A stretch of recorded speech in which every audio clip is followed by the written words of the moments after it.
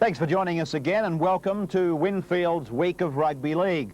And of course, in that week was the test match at the Sydney Cricket Ground on the Saturday, when Australia were going to try and wrap up the series against the NZers. That was followed in the NEC big game from the stadium by Parramatta at home to Penrith. And then Tui's Monday night football was the battle between the Saints and the Sharks, and of course St George battling to claw their way back into Final Five contention. Let's go back to the start. That's the best idea.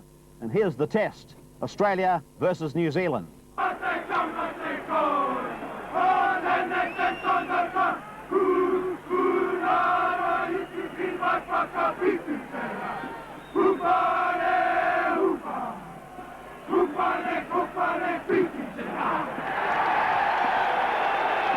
there's a sight to gladden all our viewers over there in New Zealand. We welcome them to the telecast, and there are plenty of Kiwi visitors here at the cricket ground this afternoon. There's the Australian team. Number 1, the fullback, Gary Jack. Number 2, Michael O'Connor on the flank, the goal kicker. Gene Miles and Brett Kenny, the centres. Les Kiss out in the wing there, number 5, making his debut for Australia. Wally Lewis and Peter Sterling are the halves. Wayne Pearce is the vice-captain. Steve Folkes and Noel Cleal, the second rowers. Peter Tunks and Stevie Roach, the props, with Roy Simmons, the hooker. Let's have a look at the Kiwis now, a team in which there are 4 changes. Gary Kemble comes back into the side as fullback. Dean Bell is out on the wing. Big Joe Rapati joins Mark Ilya in the centres, a new centre combination. Dane O'Hara on the wing. Philippina and Gary Freeman are the halves. The forwards, Gary Prohm is the lock forward. Hugh McGahn and Mark Gray in the second row forwards. Kurt Sorensen and Owen Wright are the props. And the new hooker in the side is number 9, Barry Harvey. The referee, fairly controversial fellow. I think he's a great referee. His name's Robin Whitfield. He's an Englishman and about to kick off. For Australia, Wally Lewis, your commentator, Darryl Eastlake. Thank you, Michael. Everything's set now for a big test match. Can the Kiwis come back in this series? This one will tell as Australia drives the ball down. Interesting to note, too, in 38 years here at the Sydney Cricket Ground, the first test in 1948, and New Zealand won that 21-19. The next win was in 1952. In the third test here at the Sydney Cricket Ground, they won that 19-9, and they had to wait till 1959 for the third test, 28-12, and that was the last victory they've had at the Sydney Cricket Ground as Gary Jack takes the ball for Australia now. First touch of the ball, the man of the match at Carlisle Park. Great performance. Goes back to Lewis, out to Sterling, and on come the runners as Pearce winds up. And they come in, and there's Freeman, the halfback. The new halfback comes from the North Coat Club in Auckland, age 24, making his test debut. Saw him in the motel last night, very nervous about this game, but hopes he can have a big one. I believe he's a pretty quick boy around the base of the scrum, so it'll be interesting to see how he can handle the nerves here at the Sydney Cricket Ground. As Australia bring it up again, Roach will play it back to Simmons. The clearing kick for Lewis, and there was a high one from Sorensen. Sorensen went up high, and Lewis hasn't moved, and it's on. And we predicted there might be a little biffo in this match early on, and it's already started. The high tackle there, a head-high tackle on Lewis, and he didn't move. Look at McGahn holding Tunks back. Look at the look on Tunks' face.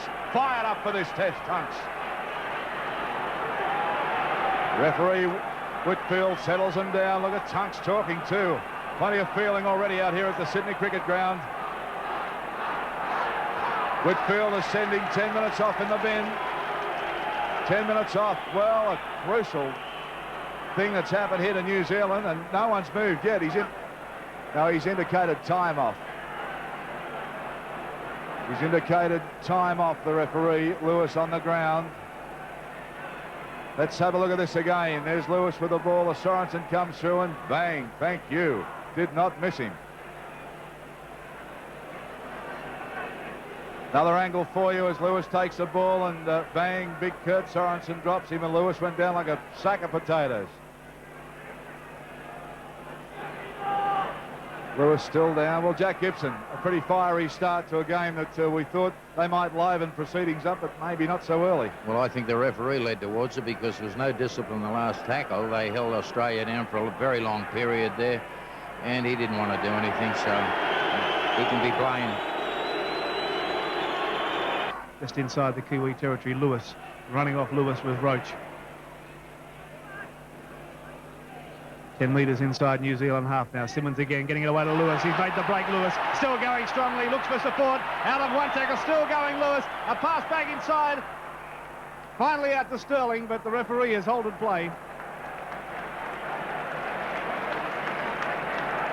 There's been a little knock on in there as Lewis charged downfield. Just bumped Dean Bell out the way. Stood in the tackle.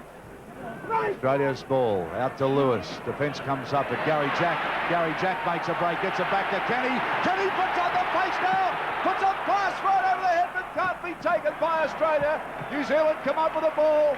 Corner let off there for the Kiwis as Australia started to open up with some pace with Kenny. New Zealand now with the ball. And this possession at the moment seesawing as Prime is flung to the ground. Back on their 22. Comes back to Olsen, Filipina, he bumps out of one Olsen. Over the top they come down, but Tunks has wrapped him up, ball and all. And they're just outside that danger area as McGahn goes for a run. Gets it back to Bell, but Bell tackled about 4 metres in from touch. And they're still not far from that 22 as they range away through Sorensen. He handballs it over. Now they've got a chance for an overlap. It gets out to Bell. Bell gets some pace on as they go over the halfway line. They're still going, the Kiwis. Finding a chance in the Kiwis. If they can open it up now, and the defence from Australia comes over, still going. Awesome, good play then as Freeman danced around. They bottle a little bloke up there on the 5th tackle. He's hurt too, young Freeman. Referee is saying holding play up. And listen to the chant going up. There's plenty of Kiwi support here at the Sydney Cricket Ground. Well, the Kiwis started to run with the ball there. They've got a penalty out of all that, but they look like they're heading for 4 points, Jack Gibson. Well, the play should have been pulled up about 4 or 5 passes back because it was a blatant forward pass, and that he was a metre or so offside, but Whitfield was close enough to see it. Well, here's a play you're familiar with. The wall goes up now. The Kiwi wall, that's a move that Jack Gibson instigated at Parramatta some years ago. But the Black and Whites now have the ball. Lined out nice and deep as Sorensen now goes for a gallop. In comes the defence. They meet him and wrap him up. He can't unload, but they're inside Australia's 22 with a chance to attack. Harvey, the hooker, dummy half, gets it out through Freeman. Onto Olsen, Filipina. He puts that, he's out of one, Olsen two. He's got runners with Mark Graham. Mark Graham unloads them to Olsen, Filipina, and he's there. The big man has crashed over and come back alive and puts first points on the board for the Kiwis. Off a Mark Graham pass. Good football. Here it is again now. It comes across the back line. Freeman gets it over to Olsen, Filipina. Now look at this, a bumping run, and through he goes. Unloads a nice pass to Mark Graham. Mark Graham has O'Connor and Jack hanging off him. Gets it back to Olsen, Filipina, and he goes over for the Kiwis. And there he is, the man we're talking about. Ready to convert his own try. Handled twice to go over that line. 100 test points for New Zealand. A magnificent effort. Runs off a pretty short area.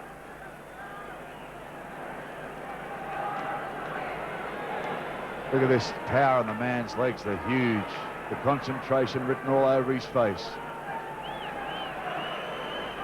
Sets himself only 2 paces. Bang, there's the ball in the air. And he's got the points too. So the Kiwis lead Australia 6-0 at the Sydney Cricket Ground. Simmons again firing it to Sterling. The kick ahead from Sterling. Kemble read it, but the kick might just... No, it's bounced back in for him, and Kemble takes it well. Has O'Hara with him as he reaches the quarter line. O'Hara has it now. And O'Hara is pulled down just outside the New Zealand quarter. Freeman, the halfback, getting it away to Elia. Out of one. Dancing around, still going strongly, and flicking a pass out, which is picked up by O'Connor for Australia. So O'Connor will now play it, and Australia on the attack, needing to get back on the board quickly here as Sterling quickly smothered in the tackle by Filipina. Now here comes Tunks out of one to the quarter line before he's put down. Simmons at dummy half, again to Sterling and Lewis, and then Miles, and then Kenny. Kenny to the quarter line, getting the pass to Kiss. Kiss saw the gap, got support too from Kenny, and he's in to score. Miles in to score. Well, they came back very, very quickly, the Australians. Good passing, good backing up, and the overlap was there. Plenty of the backs involved in it, and was finally Miles who was there to take the final pass. Watch it, that was Sterling. Sterling's pass to Kenny, and then Miles passed to Kenny, who was able to offload to Kiss, but Miles, who threw the pass to him, was able to back up and take the pass and in for a very good Australian try. There's Kiss in his test debut. Good start, very much involved in that try. Now Michael O'Connor has the ball placed 10 metres in from the touchline. Steadies himself. He looks good in the air. It's there. It's a lovely kick from O'Connor. Scores are all tied up at the cricket ground. 6-all.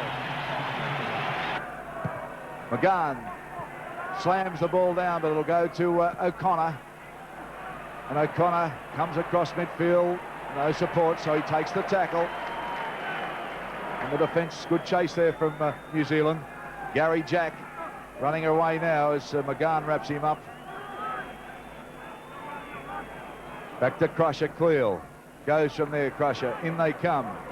Owen Wright doing a lot of defensive work for New Zealand. To Simmons. And comes the runners with Tunks. Very determined Tunks today. Hitting the line very hard. Back to Simmons. On to Sterling. Ball in the air now. Good looking kick from Sterling as it hits the end, and that rugby league bounce. It's so unpredictable. Back in the hands of Dane O'Hara, the most capped player for New Zealand. He's brought down, so good chasing from both sides here at the Sydney Cricket Ground. It was Pearce that did the chasing for Australia as Kemble runs it away. His tackle on the 22 centre field. McGann run around with Rapati on to Dean Bell. Bell, plenty of pace, scored a very good try in Auckland in the mud. And New Zealand, well, they seem to be attacking, Jack, but they seem to be going one or two off the ruck. Well, they've got 3 plays and they're going to kick it, which they've done. I think that both teams want to play that as soon as they get in their 25. Here's Les Kiss.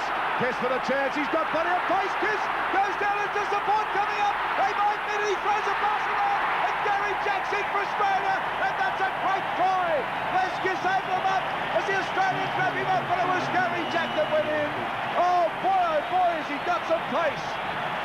Les Kiss, the North Sydney Fire, got on to Gary Jack from Balmain. And he scored for Australia. See it again. Kiss has taken the ball nicely in the air. He stood Dane O'Hara up with no trouble. Across they come. It was Elia that missed him. Kiss there has a look back inside as the support comes. Positioned himself perfectly, and Gary Jack always there, safe as the bank, over right under the post.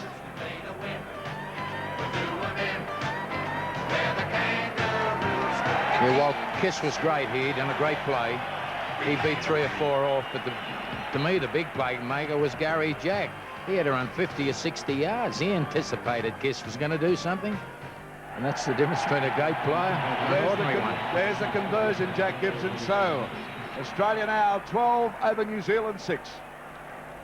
Harvey onto Prome, onto Filipina, comes onto Elia.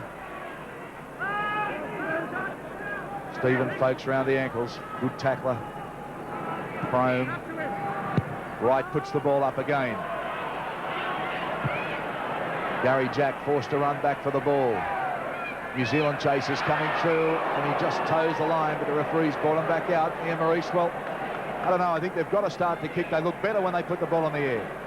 Well, they put a bit of pressure on the Australians that way. They're certainly not putting any pressure on them, Jack, are they, by just running straight into the tackles? Well, they had 12 players in that sortie. They got a rebound and they picked it up, and they only picked up 15 yards on the 12 players before they kicked. They started on the halfway and advanced at 15 yards. It wasn't great effort. The 4 minutes to half-time in this second test match, with Australia leading by 12 points to 6. As Lewis restarts play with the goal line dropout down to Hugh McGann on the halfway mark, immediately giving it away to Kemble. And Kemble running to the vacant wing spot. His winger Bell had come on the other side, so there was nobody to run to. So he just takes the tackle now, 10 metres inside Australia's territory, as Freeman gets it back to Bell. A little run around, and Bell in centre field now. We'll play it. Harvey at dummy half. Across to Prome. Now across to Graham. Played very strongly in this first half, Graham. Done some very nice things. Takes the tackle. Harvey goes blindside. Turns back inside for Sorensen. And running off him was Freeman, but he's gone without it. Over his shoulder. No knock on. And Graham was there to pick up the dregs. Now again, Freeman, a dummy, and back to Sorensen. Sorensen almost through, linking up now. A good pass back for the hooker, Harvey. Harvey is caught by Jack, still going out of the tackle, and will play it only about 8 metres out. Golden opportunity for the Kiwis to level the scores just before half-time. Here they go across the back line. It's to Prome. Prome's put the bomb in the air. Nobody at home. Jack's back there for it and takes it nicely and caught in the in-goal area. Well, they used the kick then, Jack, but I'm not sure that it was the right thing. Well, it wasn't high enough.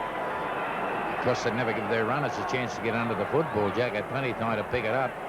And besides, he took a pretty late shot. He was on the ground. The Kiwi come in well after the tackle. Well, there he is caught, and then he is over the top again. So Jack receiving attention. He seems to be okay now. That was Prome who came in pretty late. So again, the goal line dropout. The Kiwis almost squared it up then. Let the opportunity slip by. Here's Dane O'Hara picking up the loose ball back inside the Australian half. 10 metres, in fact, before he's put down. Tackler Pearce. Now here's McGahn. And again, the defence there to meet him with Tunks and Roach combining. Blindside is Owen Wright. To Mark Graham to Sorensen. Sorensen still going. Over the offload to Owen Wright. He's gone without it right. Now here's Australia picking up as Simmons got it away to Folks. And Australia raiding away now. 15 metres. The penalty's gone to Australia. And who's the referee calling out? It looks like Harvey, the hooker Harvey's been called back for a late tackle on, or a tackle on Kiss, who didn't have the football. The referee Whitfield laying the law down. See if we can pick up the incident here. Watch for Kiss, number 5 for Australia, who is tackled without the ball. Coming back inside, and there is Harvey putting Kiss down without the ball, and that's the reason for the penalty. Back with the play now as Australia spin it wide. It's to Miles. Running off him is Kenny. Kenny still going. Swiveled. Got an overhead pass out there for O'Connor. O'Connor came inside Bell. Still running across field now, O'Connor. Links up with Cleal. Cleal puts his head down. A one-handed pass back to Simmons. Simmons under a high one and caught inches from the line. How close is that? Simmons to play it. Sterling dummy half. Got a pass back to Lewis and he can score. It had to come. They were so close, the Australians. Simmons was all but there, and a quick play the ball, quick hands, and Lewis was able to charge in for Australia's try. That's how close Roy Simmons was.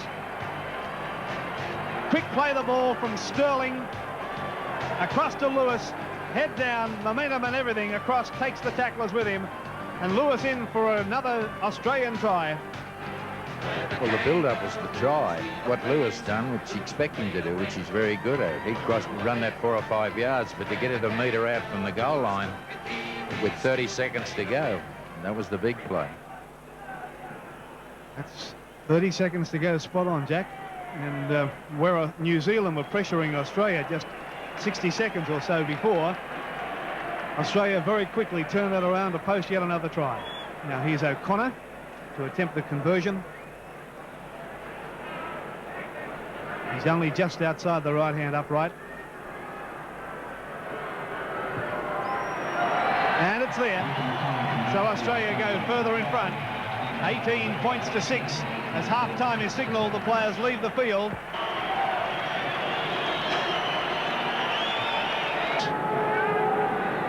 Joe Rapati drives up for the Kiwis. Peter Sterling brings it back for Australia. Possession held, Australia 46 tackles, New Zealand 79 tackles. So they've had their chances with the ball, New Zealand, but certainly haven't been making the territory that we expected of them. Roach slips a lovely ball across at Cleal, and he's just brought down with a little ankle tap there. Stumbles, and they're almost at the halfway line. So Australia picking up where they left off, as I notice Sterling is carrying a bandage on the arm. Here's Lewis weaving his magic almost to the halfway line. Roy Simmons, dummy half. Flicks one out for Sterling. Sterling immediately puts the ball in the air. Dean Bell and Kemble going back. It'll be Kemble that'll take the ball right on his line. The Australians have him ringed and they take him too. Stephen Folkes doesn't miss too many people. They don't get round Folkes too easy. As Bell now goes a run from dummy half, but Cleal takes him with the help of Tunks. Sorensen. And a heavy couple of metres. He's made some tough metres here this afternoon, Sorensen. From Harvey, it goes back to McGahn. McGahn was going to kick, but he gets a pass off the deck to Freeman. He's wrapped up. So the Kiwis going nowhere again. They've got to start to clear the territory. Now they get the ball in the air. Taken by O'Connor. O'Connor running very strongly back. Tries to use the step, but Mark Graham waiting to take him. Royce Simmons dummy half.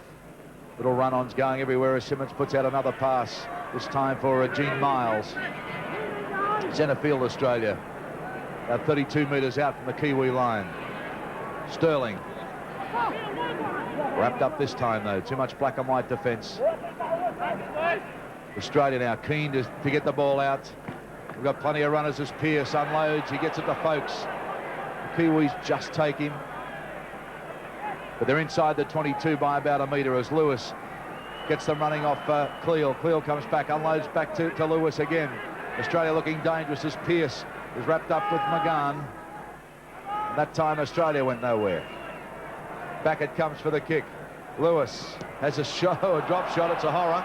A terrible kick and the crowd erupt. Very rarely do you see Lewis miss a ball with his boot.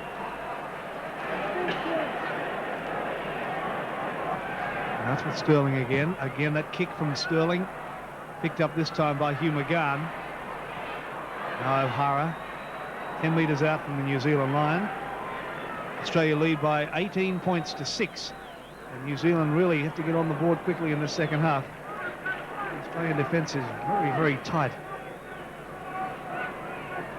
McGahn plays it just inside his own quarter. Sorensen. Australians are very keen to tackle Sorensen. Peter Sterling being attended to by Larry Britton, the Australian trainer. Kiwis raid away strongly, and look at Bell clapping on the pace. Freeman, the halfback it was, and still going the Kiwis. Owen Wright going for the line. Owen Wright pulled down only 5 metres out from the Australian line. The Australian defence trying to organise itself quickly as Wright gets to his feet very slowly. Blindside. Here comes Rapati. Caught by Cleal. Last tackle signal for New Zealand. Cross to Elia and McGahn. Sorensen again. And here they come, the Kiwis. O'Hara's in to score. Good backing up, quick passing from the Kiwis.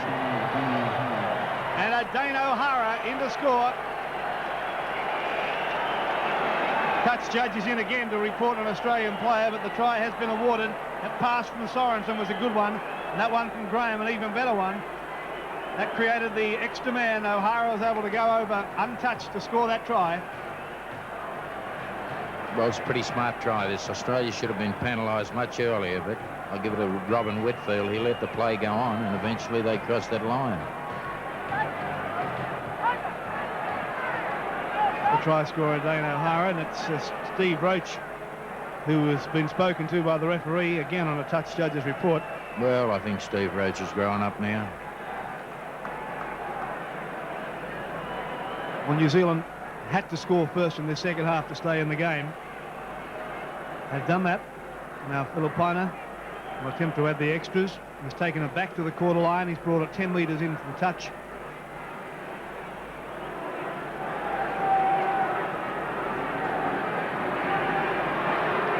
Filipina has kicked some very good goals. In fact, he already scored his 100 points in this game so far for his country. Last sight. 2 paces.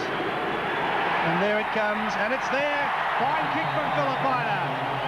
So it's Australia 18, New Zealand 12. Back it comes with a clearer through Wally Lewis. Gets the ball in the air, but they've read it pretty well, the Kiwis.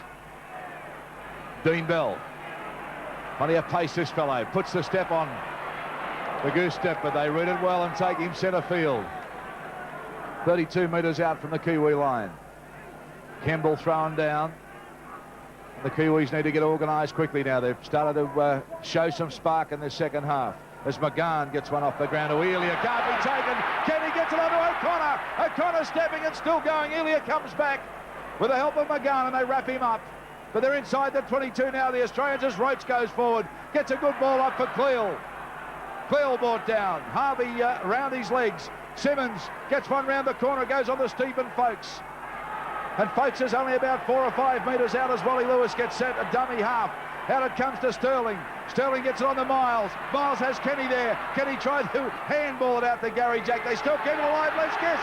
Kiss stepping, but fought down probably 4 metres out from the line, the Kiwi line, as they raid away. Simmons gets it on to Sterling. Very quick hands on to Miles. Comes back to Lewis. A bad bounce. He manages to get it out and they wrapped up, and that's a great tackle. But they've kept it alive.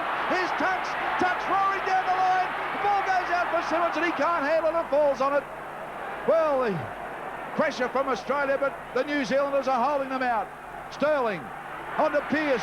Pearce straightens it up, looks to get it back to Miles, but can't.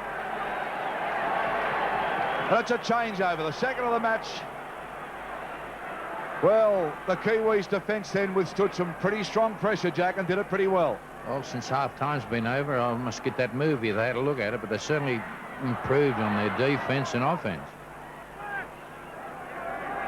Wrestling match going on with the ball, but Robin Whitfield says play it. Prome goes for a run and makes 4 or 5 metres. They'll want to clear it out of here pretty quickly. Owen Wright tries to slip one out from underneath, but can't. William Maurice are a different side, aren't they? Playing with a lot more confidence. They certainly are. 18-12 the score. Australia lead. Kick charge down, picked up though by Cleal. Away goes Pearce. Pearce has lost it though, and knocked over the dead ball line. Oh, a near thing for Australia. They were almost in. Came from a charge down. McGahn tried to kick it. It was picked up by Cleal. Away to Pearce, and Pearce just lost it there in good defence. Owen Wright to the party. The party caught and held 10 metres inside Australia's half. Freeman again. Offloading to Elia. Now it's back with McGahn. The kick from McGahn sends O'Connor back to his own line. Plenty of time to pick it up though. O'Connor's got Jack with him. He's going to run it out. Bell's chasing him. Bell can't get near him. O'Connor, a pass back inside for Gary Jack, and linking up with him is Wayne Pearce. Running off him was Crusher Cleal. Fine passing and running from the Australians, and it's still alive as Gary Jack down the touchline. Tackled by Mark Graham though, but that's fine football, Jack. It's great football, but they picked up 60 metres.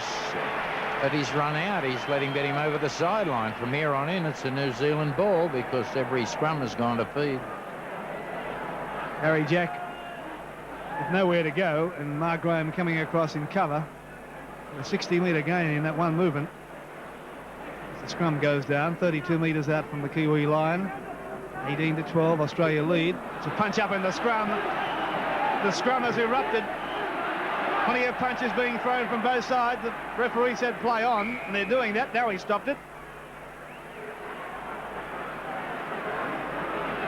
Well, Royce Simmons having plenty to say. And who should be the last up from the scrum but Kurt Sorensen? Surprise, surprise. Now the referee issuing instructions and warnings to Steve Roach, Royce Simmons. Well, there it is. You can see, I don't know how that started, but there was plenty of people who wanted to finish it. Not too many people not involved. There's Brian Niebling and Terry Lamb anxiously waiting their opportunity to get into this test match. As the kick comes back for O'Connor, but it's too good.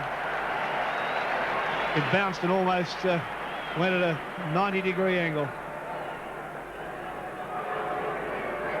Fine kick. Cronulla was back for it, but look at the way that bounced. No way of stopping that. So the scrum down, 15 metres in New South Wales half. Picked up by Freeman at the scrum base. One against the head too. It's a good scrum win. Filipina to the quarter line. Now they're in the danger area from an Australian point of view.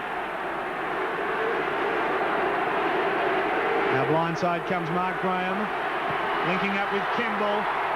Kemble caught though. They're only 10 metres from the Australian line, the Kiwis. Australia leads 18-12.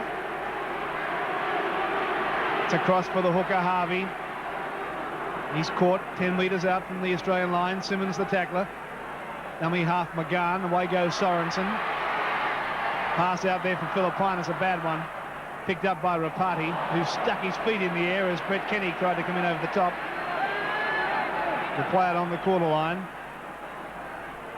Back for Owen Wright. Charged down by Kenny for mine. Anybody's football. Dived on by Roy Simmons. Play on, said the referee.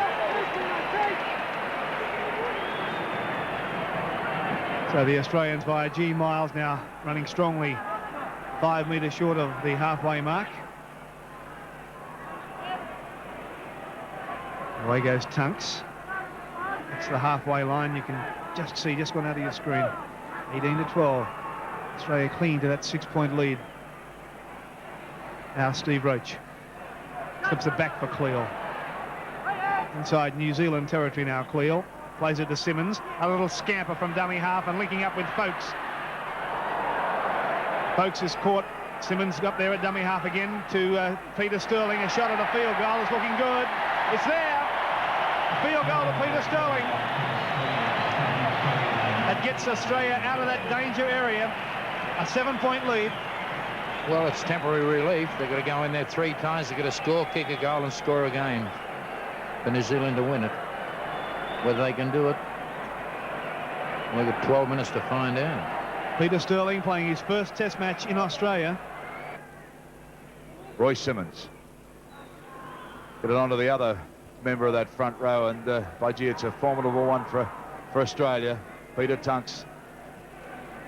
That knee, I think, has just given him a bit of a wince of pain as he got up. Yes, he's bending down, but let's hope he can stay on the field. Right, here's Les Kiss away down. He explodes. Les Kiss down the sideline. Kemble comes to him and gets him. By G. Kiss has got some place. You give him half a metre. He'll take 5. Penalty is, well, the referee Robin Whitfield's come in. There's been a wrestling match going on there. He's given a penalty to Australia. Oh, gee, Les Kiss. I mean, he's taken a chance with Dale Shearer out through injury, and he's grabbed it with both hands. Look at the determination written all over his face, and a big step as he comes down, goes one way, goes the other, looked to unload too, but the defence just met him. This is Australia's first penalty actually in the second half. Right, Australia attacking now. Can they put some more points on the board as Tunks goes forward? Filipina over the top. Mark Graham underneath. What big duo to meet. Whew. Lewis goes to Sterling. Sterling slips a little ball up for Crusher. Clearly turns his back on the opposition. Slips the pass. Australia still have it. Simmons, Sterling. Sterling stepping. Puts a pass up for Simmons. He puts his head down and goes another couple of metres. But the Kiwi defence drives him back, and they're playing well at the moment, just defending their line, the Kiwis. They're defending with everything they got. Australia applying plenty of pressure, but the Kiwis holding it out as Lewis puts the fend out, slips a ball up for Crusher Cleal. The game for Kenny. Kenny wrapped up, tried to unload and couldn't. Well, this is great defence from New Zealand. Australia throwing everything at them, and the Kiwis holding them out as Lewis puts a little chip kick through, and they just take it. And that's good play from both sides. I'd like to get a message down to the Australian bench and to remind them they've got a couple of replacements there. They're not bad, handy players. Boy called Lamb. Rapati is coming off, and Cooper is on. Shane Cooper. On right, taking play up towards the halfway mark. Freeman. Back to Sorensen. Oh, and a very heavy tackle. Gee, that was a heavy tackle. Quite legitimate. Lost the ball too. Prone as he felt the impact of that tackle. Here's Niebling, first touch of the ball in this test. Sterling. Pearce. Kenny. Kenny. Still going, Kenny. Clapping on the pace to the quarter line, Kenny. Will they catch him? He's there, Kenny. Oh, what a try. What a try, Brett Kenny. Putting the pace on, landing in the corner. A magnificent footballer, this fellow. Watch it with us. The pass from Sterling to Pearce. And look at Kenny. Puts the acceleration on right now. And they couldn't get near him. I thought Kemble was going to just get to him. But the pace was too much. And over he goes in the corner. That's a fabulous try. Well, seldom you watch a game of football when Kenny doesn't do something like this. He just wanted to get there today.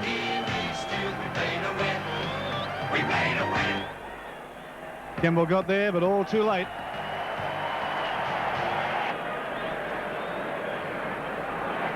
Now Michael O'Connor just missed the 1 goal today. 3 from 4 he's kicked. This is a very difficult kick for him though. Right from the touchline. Plenty of height, but the direction is astray, so the score remains 23 points to 12. Australia lead New Zealand.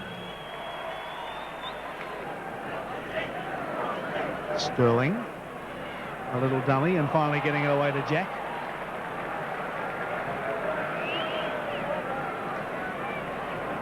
Away goes Stephen Folkes. Played very solidly for Australia, as he always does. A tight and effective player. Sterling, Lewis.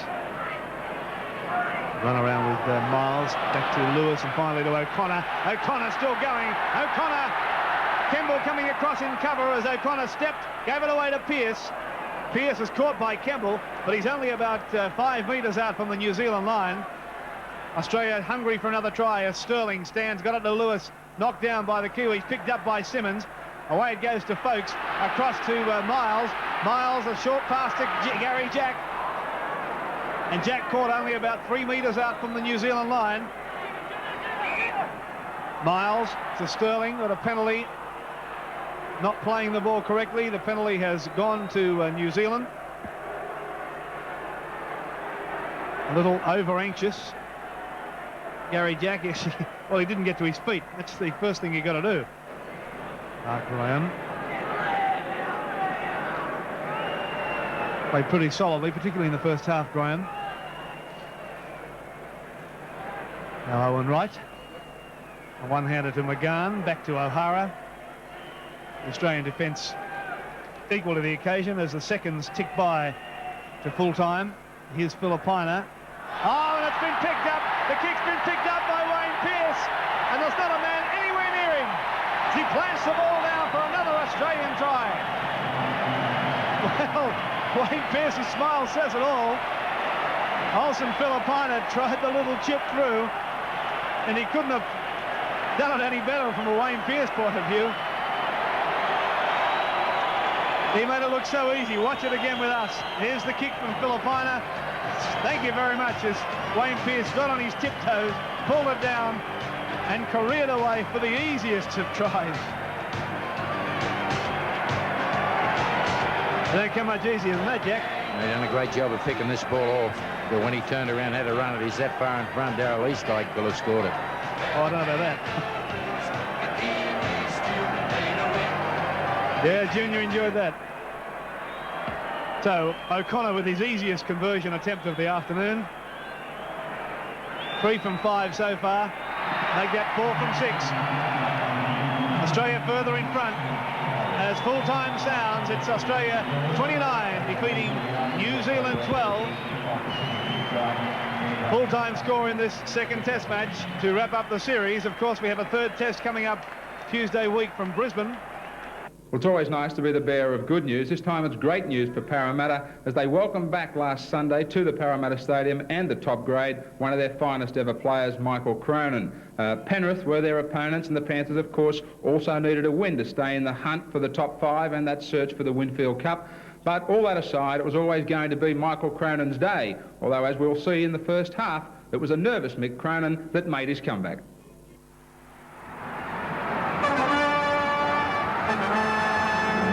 Thank you for joining us and welcome to the NEC big game in round 20 of the Winfield Cup between Parramatta and Penrith, with the action coming from the Parramatta Stadium. It was back in April when they met in round 7 at Penrith Park, and the Panthers won by 16 points to 12, but a win in today's match takes on even greater importance when you look at the race for the semi-finals. Meantime, the Eels, they struggled to beat the Magpies 22 points to 16 just last weekend. Their full team readout for this match is Paul Taylor, Mick Delroy, and today sees the return to first grade of Michael Cronin, the champion centre three-quarter. He's partnered by Brian Jackson. Graham Atkins comes in for Eric Growth, and then it's Kenny, Sterling, Price, Laurie, Wynn, Mayers, Sharp and Bugden. The Panthers, at home last weekend, they went down in a shock defeat to Canberra Raiders by 20 points to 4.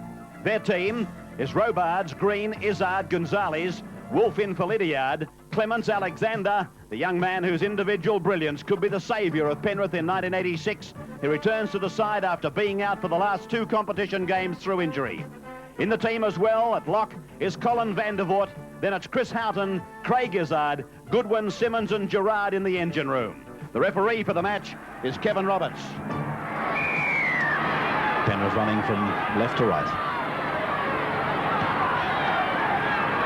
Graham Atkins deputising again for Eric Growth. Seems that many players have had to deputise this year for Eric Growth. Right in the plate. Sterling. Houghton went for an unsuccessful charge down. Fullback Robards. Oh, cut down by Price, loses the ball. Parramatta's got it. That was good play by Price. Sterling. The stretch is on. Jackson's into a hole. Just inside the 32-metre line. Now it's Sterling. Mayers wide.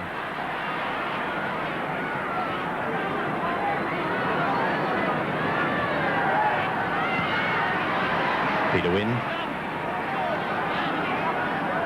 Just a point that I'd like to attract your attention to as we watch this kick ahead by Sterling. It may have come off the rump of a Penrith player, but Robards has fielded it successfully.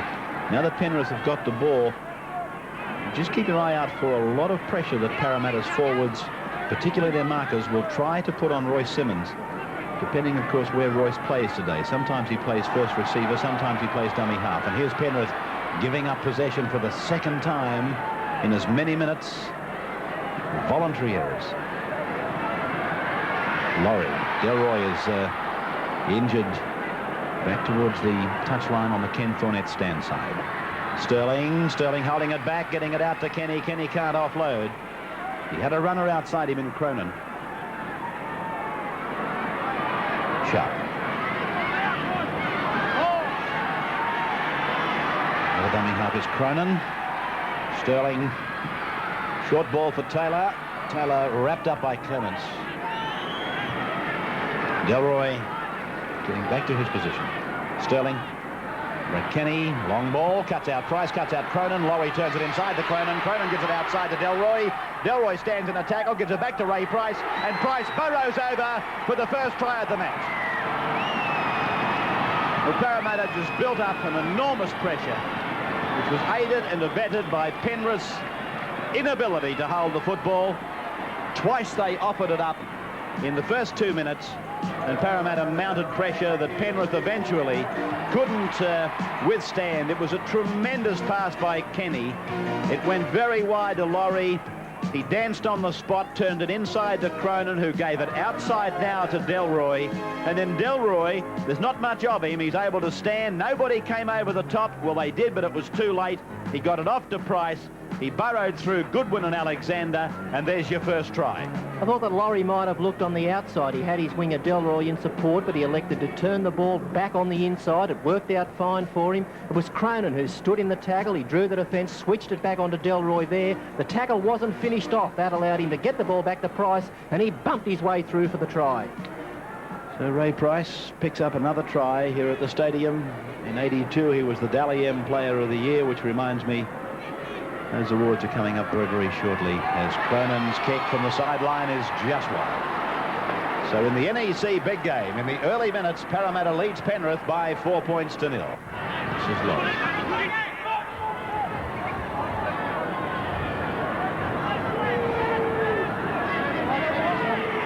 So scrum has to pack down now.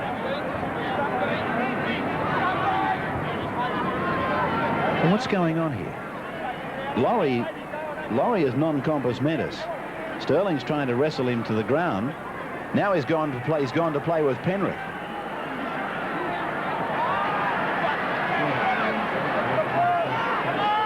Well, this is ridiculous. Surely somebody can get on there and stop the game while a man that obviously doesn't know where he is attended to.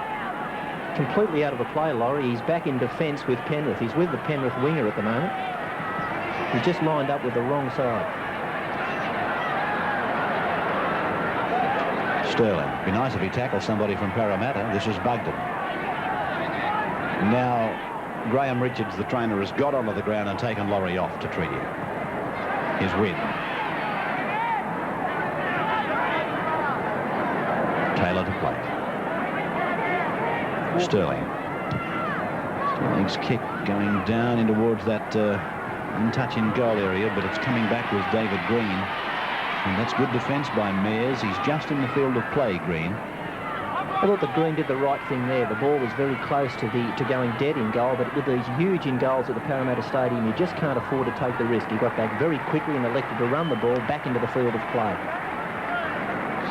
Laurie's back on the field of play, and he's on the right side of the ruck this time. I was just watching that play down in the in goal, and there's oranges and rubbish being thrown at the Penrith players. Fair dinkum, the mentality of those that throw missiles. It wouldn't rate on the 0 to 10 scale. Now here's a test for the new rule once again. That was within the first 4 tackles. Alexander kicked the ball for touch. He realised that Penrith weren't making great yardage. That should give them the feed and the loose head, but they've lost the scrum. Kenny on a run around with Cronin. He comes round the other side, gets the space. He gives it to Delroy. Delroy puts on a bit of a sprint, but it's Wilf who pulls him down 10 metres out from the Penrith line. Some ominous signs here for Penrith. As Delroy goes into ruck half. To the blind side comes Price. Sharp away now to Taylor. He puts in a little kick. It's a big in goal, as I've told you before, but it's gone over the dead ball line. 22 place kick to Restuff. Kick through by Taylor, and just too long.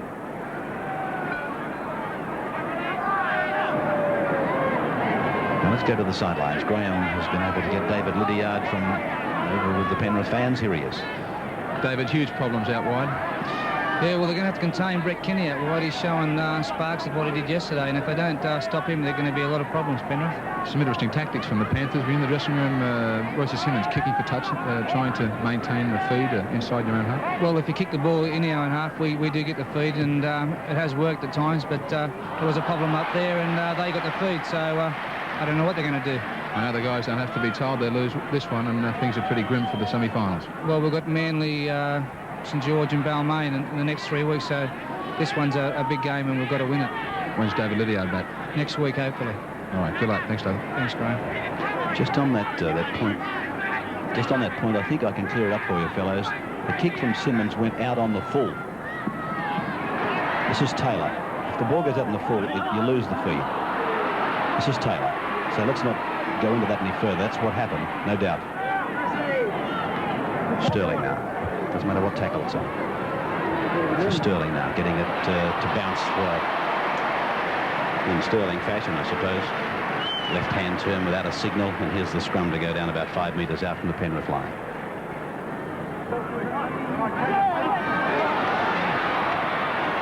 Taylor. Very good scrummaging by Parramatta. This is Kenny. Well, that was an area they thought they were going to have a problem with, Mosley admitted, but Sharp's already won 2 scrums against the head. I don't think he's won them, Bill, to be honest with you. Yeah, he's getting a lot of support from his props. I don't think Sharp will tell you that he's won them either. Ball play by Peter Wynn, playing his 100th today. Sterling. Back inside for Taylor. Taylor looking for runners, nobody wanting to go ahead. 4 tackles gone as it comes to Sterling. Out to Kenny. Kenny dummies to Mears. Gets a short ball back to Cronin. Kenny is hit by Gerard. And Cronin to play it. This is the 4th. Now it's Sterling again. He jinks and looks to get it out the back, but he can't. And 5 have gone. But don't be surprised if they run the ball here. It's the blind side for Mears. Mears gets a basketball pass out to Sharp. Inside it goes to Delroy, but the winger is swallowed in the tackle. So a changeover. And this is Chris Houghton. Had a season or 2 with Parramatta when he was a winger or centre, and now he's unable to play it. Huddled again. Delroy goes in. The dead set caught him. The forearm of Delroy across the face of Houghton.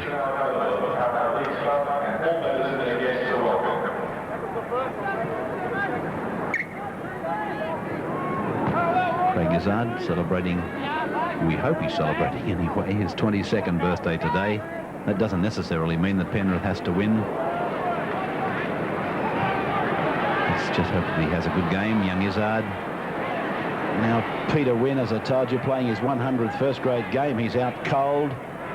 And Bugden knows what happened because he has gone straight to him. It's Clements making this big run. Here comes Alexander. Alexander's got his pass back to Clements. Clements to the 22. Brad Izzard can't take it. And it's been towed ahead, so it's going to be a scrum just inside or just outside the Parramatta 22 line.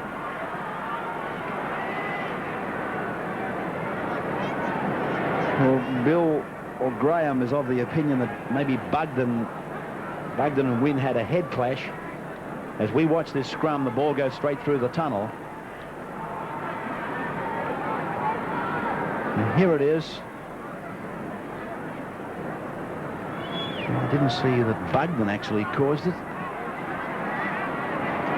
Just as that scrum went down, it was noticeable for the 2nd time in the match, and I'm sure it's a pattern that Penrith will adopt. In defence, they're playing Greg Alexander at 5'8" rather than Clements. Clements is at half. Now, there's an obvious reason for that, and that'd be that Kenny is such a slick-moving 5'8" that you need a very fast 5'8" to mark him. And so, because of his pace, Alexander's gone to 5'8" to mark Kenny from set scrum positions.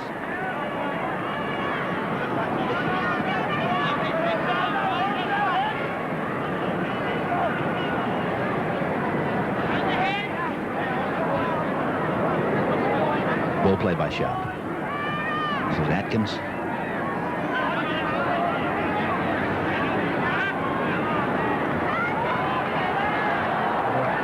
Peter Wynn very sick in the back play. Bugden plays it inside the 22. To the blind goes Sterling, and there's Kenny, and now it's Price. And Price gets a pass inside. Knocked on. Advantage applies. Penrith with the ball. Gerard to play it. Graham, let's take a report from you on Peter Wynn. I know that we've been staying with the play as Penrith try to work this ball out of their own quarter line and then received a penalty from Kevin Roberts. But 3 times now, both the Penrith and the Parramatta trainer have tried to get into Peter Wynn to his feet. He's collapsed on all 3 occasions. They've finally got him standing there now, but he's in a lot of trouble. At this stage, it's very doubtful whether he's going to take any further part in the game. Now it's a good one.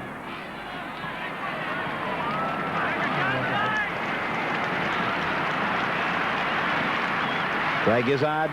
Up in the top right-hand corner, you can see Peter Wynn being escorted by several trainers from Parramatta.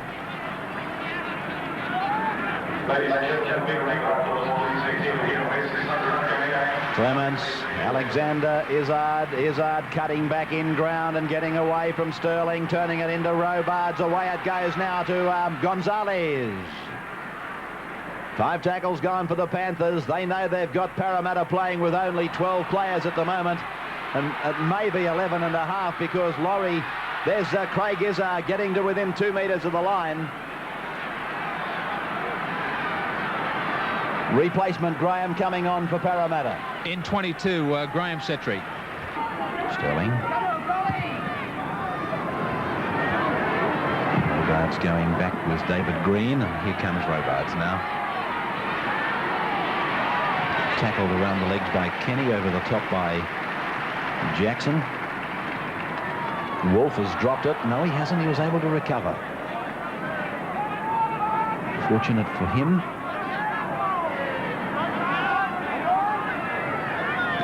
Good one. Knocked down by Sterling. It'll be a scrum. Setri is down injured for Parramatta. 4-0 the scrums to Parramatta. 4-1 the penalties. 3 of those scrums won by Parramatta have been against the feed, which is incredible, as Bill pointed out earlier. And with Steve Sharp not a recognised hooker, but it's been probably more the result of excellent scrummaging. They've done it again. There it is again. Kenny. Well, they've really got a problem there, haven't they, Graham? They certainly have, but Parramatta have also got a bit of a problem themselves at the moment. A lot of men playing injured out there. Mark Laurie, Mick Delroy, and also Jeff Bugden's had some treatment for a badly corked thigh muscle. Now Laurie will play it. Middle of the ground, 10 metres out. Sterling calls Sharp on the run around. There's Sharp. Scored the very first try at the stadium in first grade. Played back to Taylor. Taylor gets a pass off and Alexander takes it, but it's a penalty to Parramatta. Alexander was ruled offside. Tell you what, he gave away 2 points to save 4. Here it is with Alexander further up the pitch. Saints and Cronulla tomorrow night. And Cronin takes little time with it and he's missed it. So the scoreline unchanged again. 4 points to 0 in favour of Parramatta. So Penrith have won a scrum. And Alexander ridden into the ground by Price. Gonzalez.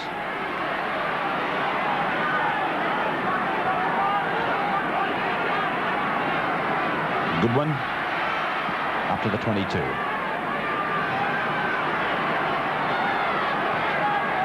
Clements out from dummy half, a good run. Some great yardage there by Penrith, and they didn't try to do a lot. They've got a good chance to score here just before half-time. Alexander, Izzard coming very quickly. He'll score, Alexander. Izzard, oh, he might have dropped it.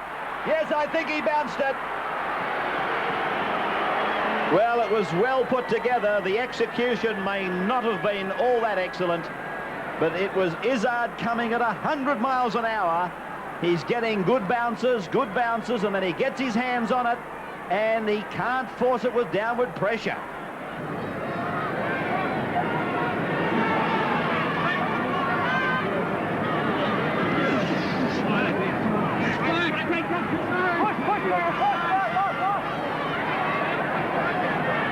Cronin. Taylor.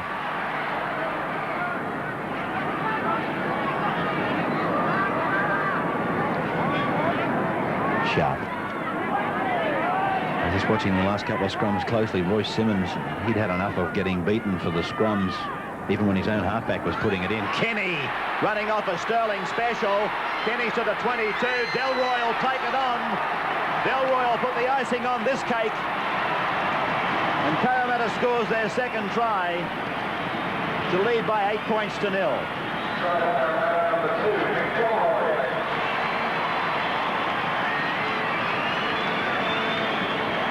Just as we may have thought that Parramatta were on the rack with a lot of players wounded out there, Sterling has sent a magnificent pass into the arms of Kenny. And Delroy, as I said, went through to cap off the try.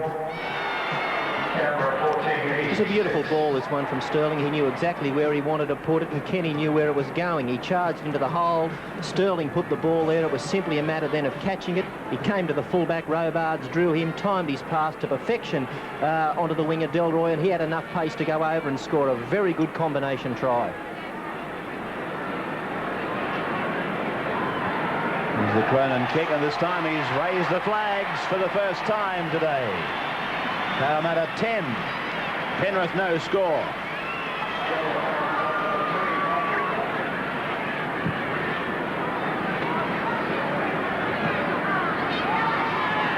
Atkins.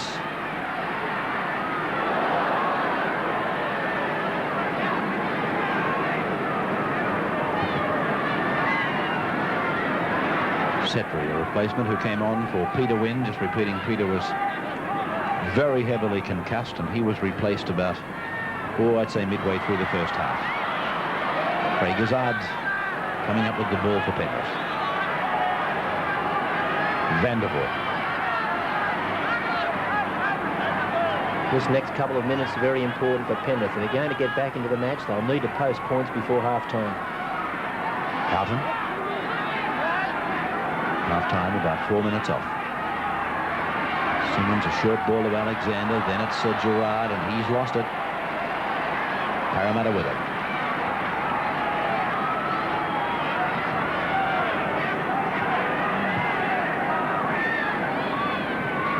Taylor.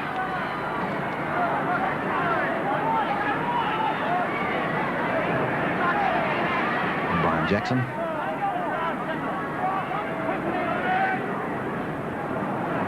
Mayers.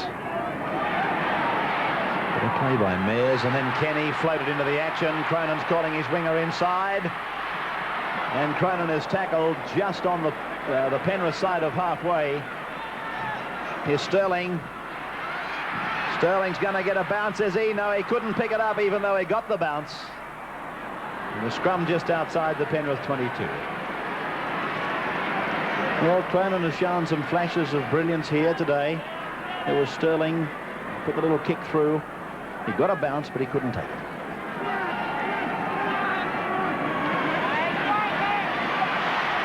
Again. That is outstanding scrummaging by the whole Parramatta six. It's not just the effort of the hooker. There was a huge push there from the back row.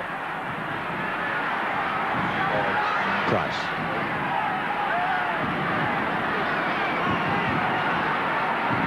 Taylor. Setri. Parramatta very, very close to the line now, just 2 metres out. Brewing for another try. Sterling cuts out Kenny, and Cronin can't take it. It's a knock-on and a scrum. Well, only a drop ball then saved another try for Parramatta. The Penrith outside backs numbered off very badly. They weren't matched up man for man at all. Let's watch this scrum closely when we get back to it. As we watch the knock-on. Watch Ray Price, where he's pushing this scrum to. I thought it might have been more evident on that shot, actually, just to watch Price trying to screw the scrum away from the Penrith hooker.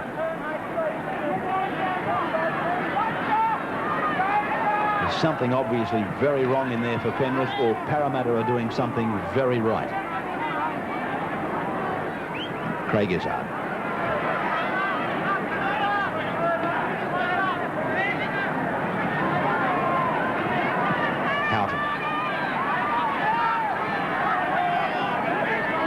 When you look at that Penrith pack, Graham, they'd be giving away quite a few kilos, wouldn't they, as Goodwin drops it?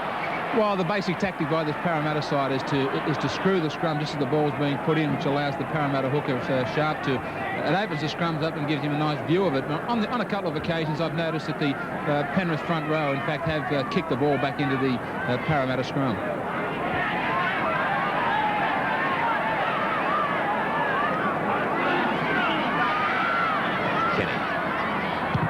It's a kick in. It's too deep, I think, the kick from Kenny. Now it's stopping in the in goal, and Gonzalez is going to field it, and it'll be a line drop out to Reese. Oh, he's lost it! He's lost the ball, and Jackson has scored for Parramatta. Well, what an embarrassing moment in the career of Ben Gonzalez. But they were going for the move that Mitchell Cox and Dale Shearer performed so well for Manly. And here's the ball lollying around. It stops. Gonzalez picks it up. He takes the tackle, and out it pops. Jackson dives on it inside the dead ball line. And Parramatta have been awarded a try by Brian Jackson. And this one's sweet. Yes, it's right on for Cronin. And Parramatta rushing away at half-time to lead by 16 points to 0. Let's take a match comment from Graham Hughes. I think that last try might have just about wrapped it up for Parramatta. I don't know if Penrith can come back.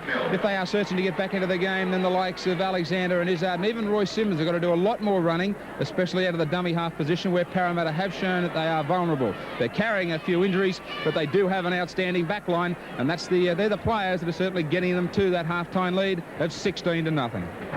Welcome back to the Parramatta Stadium, with Parramatta leading Penrith by 16 points to 0. This match, of course, dubbed as the Battle of the Westerners for the benefit of people who mightn't be au fait with the geographics of Sydney, but these two sides neighbouring clubs in the far west of Sydney. Robards is tackled by Bugden. It seems John Mooney has done his sick parade at half-time, Graham, and all three players that you had under a question, and rightly so, have come out again. I just wonder how long they will stay out there in the second half. I managed to speak to Peter Wynn also. He was recovering. He was still lying down in the dressing room on one of the massage tables. A pretty sick boy. He just said that he's got plenty of ringing in the ears. I recommended to him that he might wish to go home and watch the replay tonight to see if he can find a lost 10 minutes of his life. Atkins. The first half tackles are approximately the same, 108, 106, and Sharp at the front of the Parramatta scrum, and Van der Voort at the back of the Penrith scrum, two of the top tacklers. Gerard getting through a lot there for the Panthers too. Sterling. Cronin. Sterling runs round to make the extra man. Cronin tries to get a pass back inside, but it's come down for Penrith and played by Goodwin. This is Houghton.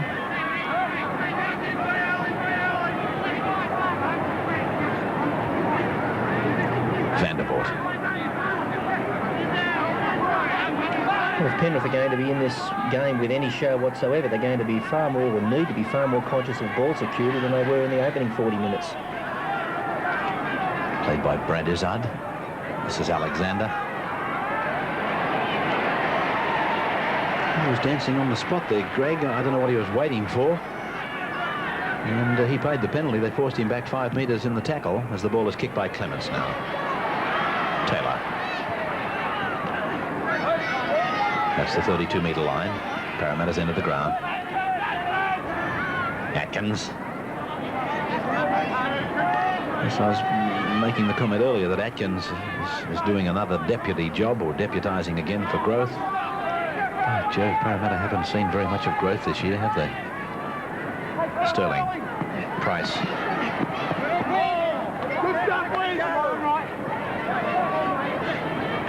Mears.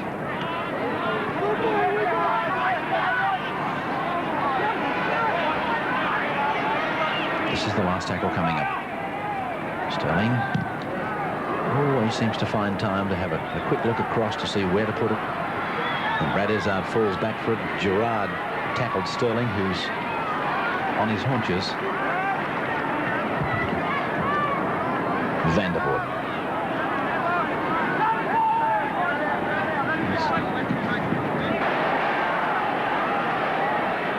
Taylor. Laurie.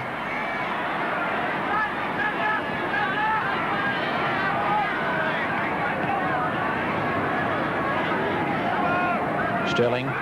Price.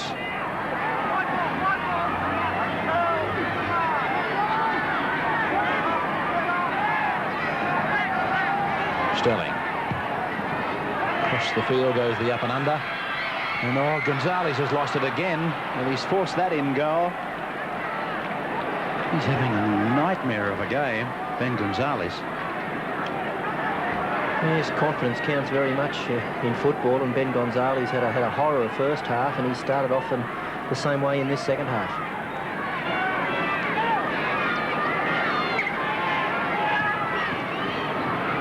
Alexander's dropout is a fine kick.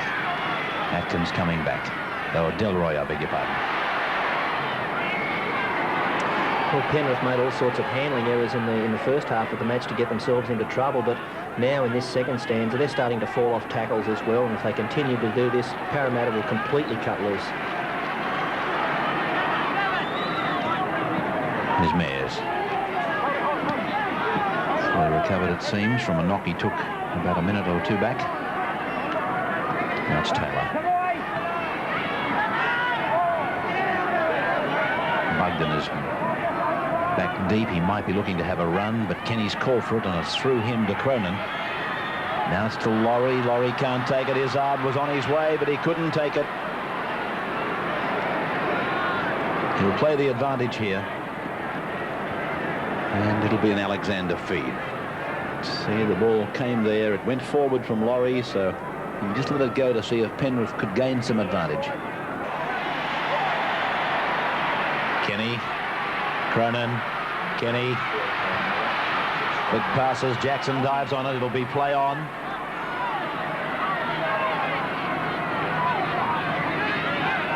Atkins.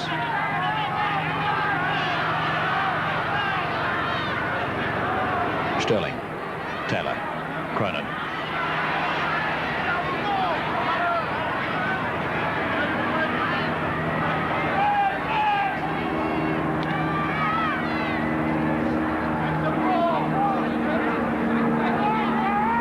Played by Sharp.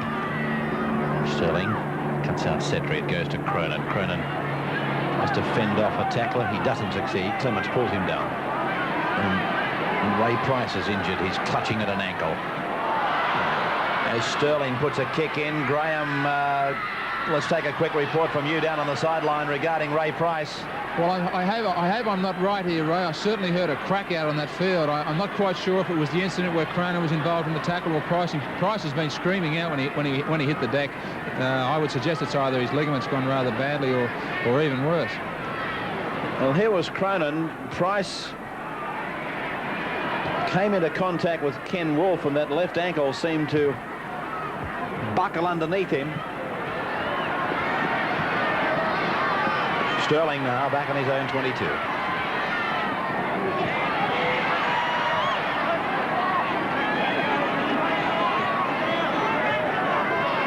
He's back on his feet, Price.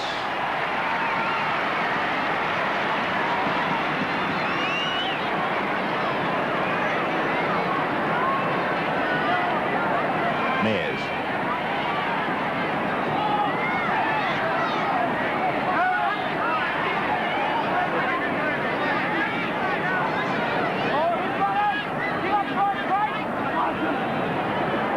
London's knocked on, so is Penrith. So it's going to be a scrum midway between the 22 and halfway. Parramatta's into the field. Progress scores on the ground. South 16, North 14. West 18, Manly 8. Illawarra 16, Balmain 8. Well, there it is again. Another example of the scrum being won against the feed as Kenny makes meters up towards the halfway line. And there was no doubt in that scrum, Graham, something you said earlier. Penrith are actually kicking the ball back into the Parramatta scrum. Cronin delivers a short ball for Jackson to make ground down the side. Delroy comes inside. He's tackled 15 metres out from the Penrith line. Graham Setri has gone to dummy half. And again, Penrith are under pressure. Price is all right. He gets a pass away. And it's been dived on by Parramatta, so he's given 6 more. It struck a Penrith player coming back onside. This is Jackson. Jackson within 2 metres of the line. Dummy half is Taylor. 16 points to 0 at the moment. It's out now to Sharp. Gets it back inside to Sterling. He's looking to get... No, he got the short ball away to Kenny. Kenny ducks under to Laurie, to Mears. Mears goes back off his right foot. And he's held there by Clements and Alexander and Gerard. So Mears will play it. And it's a penalty to Parramatta. Touch judge coming in to make a report, and Parramatta are about to make a change. Michael Mosley in 25. He'll obviously slip into that hooking position, although one would wonder why. And the man that's took that injury in the first half and that very heavy knock, Mark Laurie, finally forced off. Strangely enough, Graham, Mosley's pet position was second row. In fact, that was his regular spot, second row, before they made him into a hooker. Now, here's the incident involving Mears. Clements had hold of him. Alexander let a looping arm go. Gerard was there, and Mears, meantime, was protecting that football.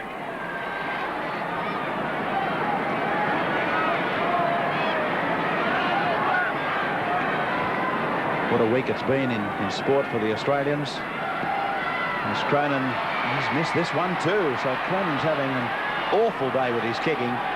2 out of 6, and Parramatta leading by 16 points to 0.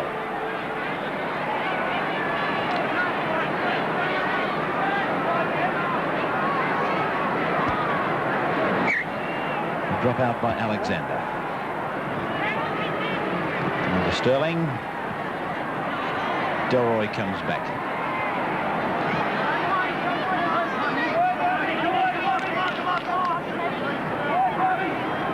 Mosley.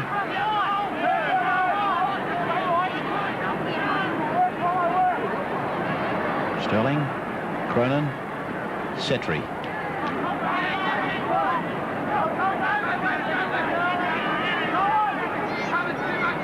Sterling. His kick turning Robards around. Fielding the ball almost on his own line. Taylor's there. And he makes the tackle. So Robards plays it inside the 10-metre zone. And this is Gonzalez.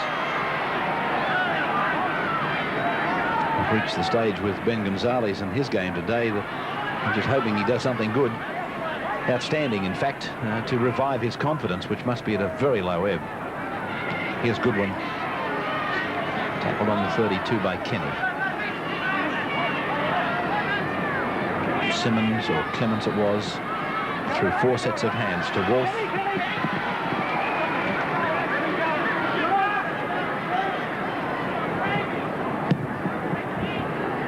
Taylor. Craig Izzard makes the tackle on Taylor.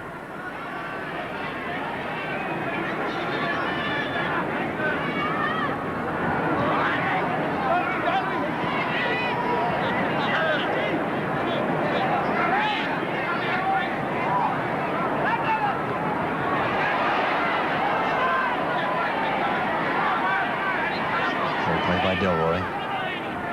Sterling. Kenny out very wide. Now it's Cronin. Cronin into an opening to the halfway. Gets it back to Brett Kenny. Kenny goes down the sideline. Craig Izzard's got him. Craig Izzard makes the tackle 10 metres out from the Penrith line. Another splash of Cronin brilliance. And Kenny was able to capitalise on it. But Craig Izzard always had him lined up, had him in his sights. In fact, Kenny had gone out before Izzard made the tackle.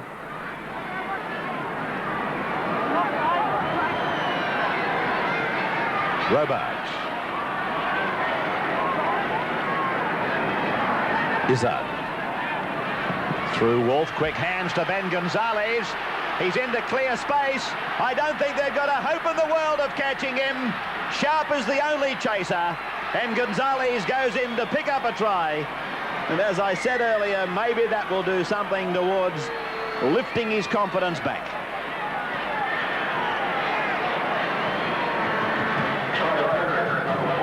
It was simply a case of catching and passing, and then Izzard and also Ken Wolf, they committed their opponents. Delroy had come in off his wing to take the outside centre, a job he failed to do. If you're going to leave your wing, you've got to do something. And this left Gonzalez in open space, and he went in to score a try that is certainly going to do him the world of good after a pretty unhappy match so far. 16-4 in favour of Parramatta and Greg Alexander. This round-the-corner style of his. From 21 out and about 8 metres in from touch. He's got it away all right, and it's a goal. Good kick by Alexander from a wide angle there, and it's 16-6 in the NEC big game. Clements, Alexander, and this is Cartwright, one of the replacements. Tackle right on the halfway line by Sterling. Alexander will kick. No, Clements came out from dummy half and obliged. The ball going down towards, coming very quickly as Connor. Delroy saw him coming, rushes across, takes the ball. I don't think he'll make the field of play. Alexander's swatted him.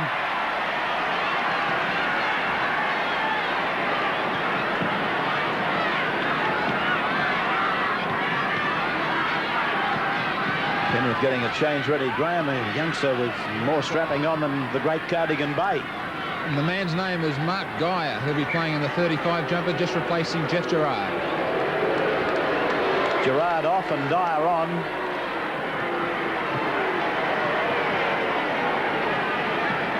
Clements is back inside the 22 line. Giving Jeff Gerard the round of the kitchen. I don't know why. He gave this club at Parramatta plenty of good service when he was a centre. Hard to believe, isn't it? This is Izzard, knocked down out there by Delroy, and Delroy reclaiming possession, so it's a scrum about 15 metres out from the Parramatta line. Progress scores from underground. South 32, North 14. West 22, Manly 14. Illawarra 22, Melbourne 8. Canberra 28. Izzard going inside the 22. Taylor made the tackle, completed by Jackson. Gonzalez.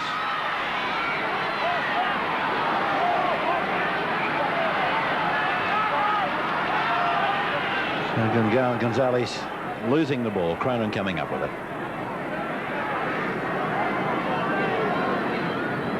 This particular play of Gonzalez was always fraught with danger. He ran to a blind side where there were no fewer than 3 Parramatta players, and he was on his Pat Malone. It's not very hard to count the numbers on the blind side. It's, as a matter of fact, it's the easiest thing to do. There's less there, quite obviously. What it does point out, and it gives a graphic demonstration of the number of chances that Penrith have had to put points on the board.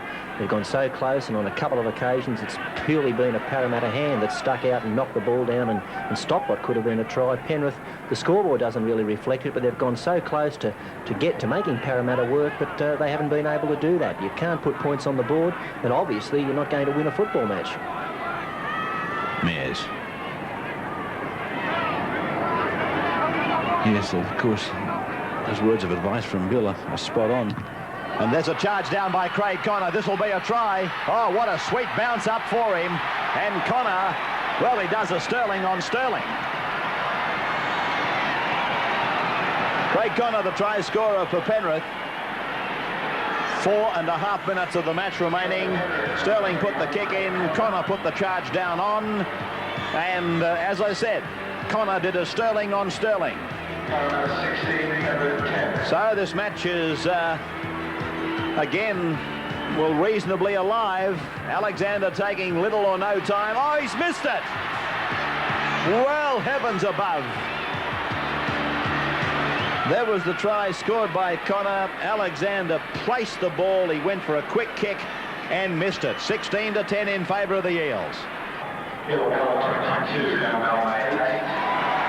Canberra 32, East 8. And with a minute to go, Cronulla West 22, Manly 20.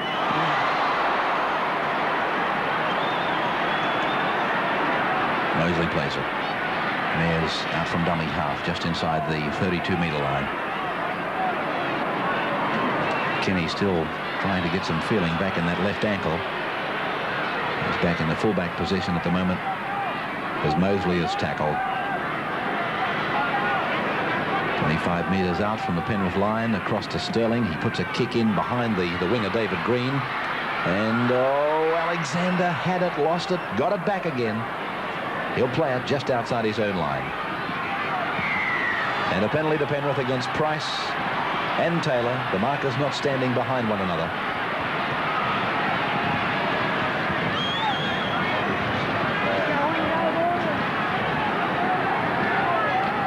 Now Simmons takes the tap. Craig Izzard. And there's the siren. The match all but over as Craig Connor goes ahead. The ball loose on the ground. That's the end of it. Parramatta defeating Penrith by 16 points to 10. 3 tries to 2. A match that probably never rose to any really great heights. Price, Delroy and Jackson scored the Parramatta tries. Cronin kicked 2 goals. And for Penrith, who really built their own destiny today, Gonzalez and Connor scored their tries, and Alexander kicked the goal. Now let's have a look at the results of matches played this weekend. Of course, yesterday, Australia 29, New Zealand 12, wrapping up the series. But today, have a look at these results. Illawarra 22, Balmain 8, Souths 38, Norths 14, Canberra 32, Eastern Suburbs 8, Parramatta 16, Penrith 10, and Western Suburbs 22, Manly 20. West opened the scoring after only 4 minutes from this high kick by Craig Neal. Trevor Cogger plucked the ball out of the hands of Marty Gurr, and West led 6-0. 11 minutes into the match and the old rivalry between both clubs flared again, following that tackle by Lee Crooks on Chris Close, who thought it was too high. The flare-up started with players exchanging blows before Crooks and Cliff Lyons each received 10 minutes to cool off. After 19 minutes, West fullback Rod Petherbridge hit the back line at full speed to outpace the Manly defence with a tired Noel Cleal in pursuit. And with Petherbridge's try, the Magpies now led 12 points to 2. 5 minutes before half-time, prop Gary Webster pushed off some shabby defence before finding John Elias, who made Marty Gurr look very ordinary before scoring yet another West try. The Magpies now led 18 points to 2. Everyone expected a Manly revival in the second half, and it came 6 minutes in when Phil Daly stood in the tackle before unloading for Mal Cochran to score. But the try that ultimately sealed it for West came when Petherbridge, West's best player, made the extra man before English winger Des Drummond stood up his opposite Stuart Davis and then took off for the corner with the Seagulls in pursuit. Drummond's pace was too much, and West now led 22-8. After 17 minutes, Manly came back when Chris Close stood in the tackle to put Marty Gurr across in a handy position, and West were now leading 22 points to 14. 33 minutes in, and Phil Blake made no mistake from close range when he slipped across under the post, and it was now 22-20. Mal Cochran had this chance from 30 metres out to get Manly a draw. The kick was wide, and the Magpies beat the competition leaders again. At Redfern Oval, Norths without their test stars shot to the lead when former Randwick Rugby Union winger Greg Lennon accepted an intercept to race away. The Bears' second try also came from an intercept and had Norths leading 12-0 after 16 minutes. Casey, though, fell awkwardly in grounding the ball. Then came the South revival with 2 tries, locking the scores together at 14-all at half-time. This try goes to Jajura.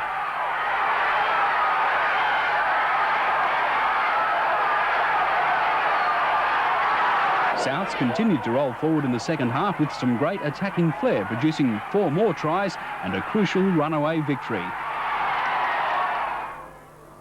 At Leichhardt Oval, Balmain's reputation as a premiership contender took an early setback. 2 minutes into the match, the Steelers threw the ball out along the back line for replacement player Chris Macklin-Shaw. With the threat of being dropped from next year's competition, the Steelers were playing some inspired football. And when Trevor Kissel crossed, Illawarra had a 10-6 lead at the break, with Ross Conlon keeping the Tigers in touch thanks to a 6-2 penalty count. Frank Stanton's half-time tongue-lashing didn't do the Tigers much good, because 7 minutes into the second half, some great work from Greg Mackey to kick through and score, had the Steelers leading 16-8. Illawarra sealed it 15 minutes later when Steve Worthington charged over, completing another upset. Final score, Steelers 22, Tigers 8. At Seaford Oval, former Canberra junior Brendan Hall gave Eastern Suburbs an early lead after he picked up a Gary Worth pass. A 40-metre burst from John Ferguson set up the Raiders' second try, which was finished off by prop forward Gary Coyne. It was one-way traffic from then on, with Canberra finally winning by 32 points to 8. The announcement of a 12-team competition for the 1987 Premiership gave Cronulla plenty of incentive to play to the best of their ability at the Sydney Cricket Ground on Monday night. But the very real chance now of St George making the semi-finals also gave them the reasons to reduce the goods. Saints are going to be running from left to right. If they win, they'll draw level with Penrith and Balmain in equal 5th position. That would leave Norths, of course, just out of the 5. What an intriguing battle we have going on in 2 sections for the top 3 and, of course, for position number 5. That's all that's open, really.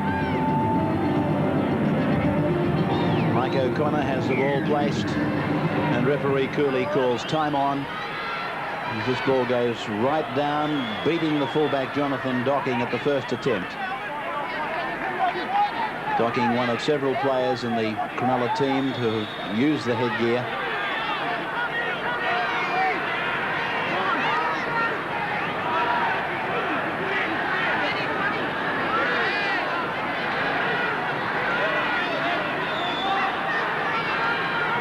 Here's the lower grade results as this match starts to unfold. Cronulla winning the under-23s, St George winning the reserve grade. And here's St George with Brian Johnston tackled just beyond the 32-metre line.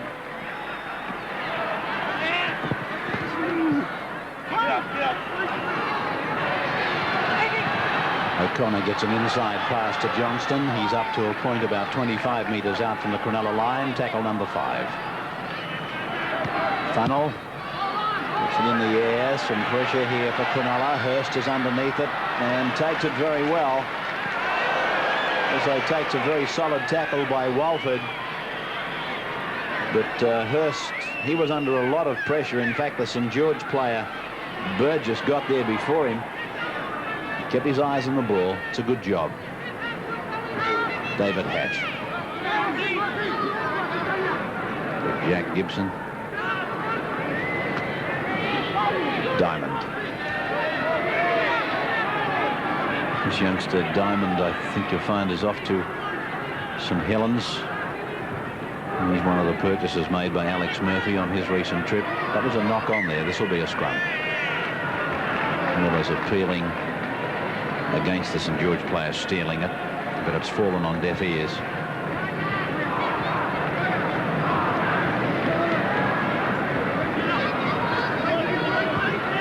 Saints winning it. Burgess.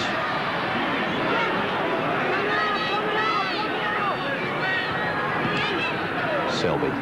It's the first real chance that either team's had to be in an attacking position, and I think the man that Cronulla are going to need to watch here is Craig Young, the St George front row forward. Very dangerous here. He's the sort of man that could slip a pass to a support and put on a try. The feet of the play. Haddock. Lanane. Long ball, cuts out Johns, picks up O'Connor, sends Johnston inside, juggles it a couple of times. Johnston still goes, gets the pass away, back to Johns and then on to Lanane. Lanane is wrapped up out there by the Cronulla winger, Watson. Now it's with Funnel, but he goes back into the markers. 5 tackles gone for the Saints. Haddock gets his kick in, and not a lot of pressure there for Docking. He was in the field of play and tackled by Johnston. So that's the first on this set of 6. Selby brought down on 2. Walsh can't get his arms free. That's 3. 11 metres out. Inside pass for Young, put to ground on 4. Dummy half guider. 7 metres out. Now it's Haddock, Lanane, O'Connor, the run around. And it's Johns who's able to slip away from Diamond. Got the pass to Lanane. They're on tackle 4. They're throwing it about as though it's on tackle 5. And there it is now, the indication. This is their last coming up as it goes over to Haddock. Haddock puts the grubber kick in behind the Cronulla players. Going fast, O'Connor taken over the dead ball line, Eddinghausen. And an interesting passage of play there from St George, with Perry Haddock very much the general on what was occurring out there. No score. Cronulla with the line dropout.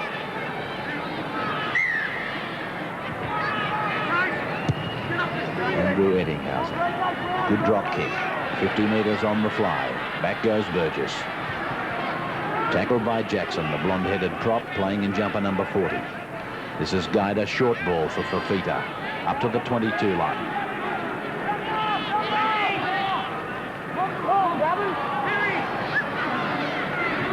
Young, back and out from Selby to Chris Johns. Johns tackled, he's only about 12 metres out from the line. Chance here for the St George side. Haddock cuts out the 2 forwards, picks up Lanane, comes back towards the blind, but he's wrapped up.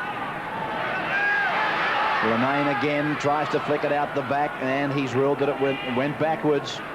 And Haddock is tackled on 5, so here we go on the last again. Funnel puts the kick in behind, and again they're forced in goal. Referee Cooley ordering a line dropout. Funnel this time was the man putting the stabbing, grubbing kick through. And there's no doubt in the world that Docking forced that ball in goal. As I might add, I thought Gonzalez did yesterday. This is Burgess. The thing that Cronulla need desperately at the moment is the football. St George have had it for 2 full sets of 6. Cronulla restarted play with another line dropout. I don't know that they'll be able to continue this sort of defence for too long. Turned by Walford to Young. Young gets it to Haddock. Good quick passing. Burgess to Johns. Johns sees an opening. Tries to sprint through it. He's tackled on the 22-metre line. Played back to Guida, given to Haddock. Away now to Walsh, and Walsh goes up and at them. But he's tackled about 15 metres out from the line. Now it's back for Young. Young taken around the bootlaces by Speechley. Burgess gets it on to Guida. Flick pass inside for Mike O'Connor. Kicks ahead. There's a chance on. And again Docking forces the ball in goal. Well, Graham Hughes, this will be bringing memories back to you of last year's grand final. St George, in fact, are doing to Cronulla what Canterbury did to them. They certainly are, but full marks to both sides. St George tactics have been perfect. They haven't even come up with a drop ball in the last, 4 or 5 sets of 6 tackles. They've been setting themselves perfectly. Both sides of the ruck, they've been setting up the blind side, having players with hands down that blind side, and also the open. And Craig Young's been hitting the ball up nice and hard. I've always liked the St George side when Craig Young's been going forward and hitting that defensive line, as he is again right now. He's taken that over touch, but that's the sort of defence that's really kept St George out, and hasn't that been needed?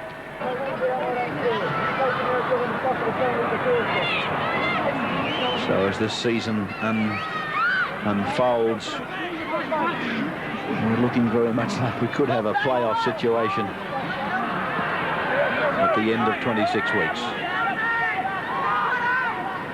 Early days yet, I suppose, but the way it's becoming congested, that's very much on the cards. Ettinghausen. I wonder if we were able to find a time and motion study on territory alone in this match. And looking at the clock, there's 28 minutes gone. I just wonder what the breakdown of time in your opponent's territory would be reading out at. I'd take a guess and say St George has spent 23 of the 28 minutes in Cronulla's territory, to give you some idea of the backs to the wall task that Cronulla have endured in the first half. Little kick through, cleaned up by Haddock. Graham, you had a comment to make on that question of mine? Well, it is. That pressure by St George has been absolutely enormous. The defence by Cronulla outstanding, but what's got to start playing on the minds of the St George side is that, geez, fellas, there's only 10 minutes, 11 minutes to go here on the clock. We've had the better of all the game to date, and we haven't got any points on the board. That's in their minds, because Cronulla, that gives them super confidence if they can turn around and say, well, we took their best. Let's see what comes up in the second half for us. Yeah. Look at Gavin Miller's forward. He's got a superficial wound there that's mixed up with the sweat. 33 metres out, right smack bang in front. Got it away nicely. The flags are in the air. And Michael O'Connor, the dual international, gets the first points of the match.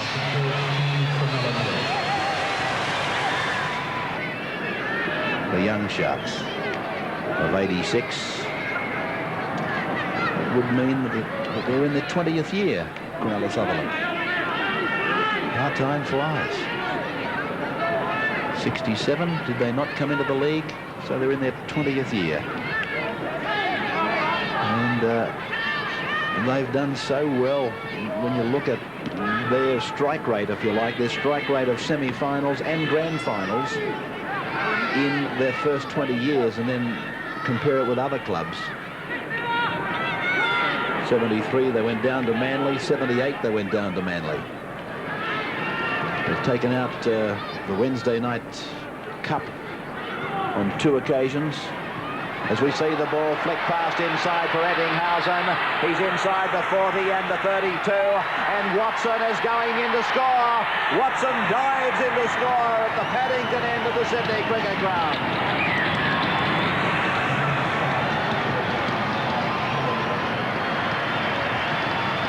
So, Cronulla Sutherland, they've taken an absolute battering from St George. The Dragons have thrown everything bar their back teeth at them. And this was a flick pass by Mark McGaw. Ettinghausen went inside to straighten up the attack. He kept his eyes peeled inside. He drew them from the outside. And then he said, now it's your turn, young Watson. Away you go. Bingo! 4 points for Cronulla. We're in that danger zone just before half-time that Cronulla were able to strike. A good combination here between the two centres. McGraw ran wide, drew the defence, turned the ball back inside to Ettinghausen. He positioned his winger beautifully. I think Ettinghausen's a wonderful player. Got the ball back onto Watson. Watson's got plenty of pace, and he was able to go on with the job. So Watson, only 21 years of age, the butcher boy. Gee, that brings memories of mine flooding back. My first broadcast ever was a West Wyalong Mar Cup match. A fellow called Cole Ratcliffe, he could play football, and that was his nickname, the butcher boy. I wonder, will Watson be as good as Cole Ratcliffe was? Here's a blast from the post for you, Ender. Watson from 22 out, 6 in from touch. Lets it go, but it's just wide. Tui's Monday Night Football. 4-2, the Sharks over the Dragons.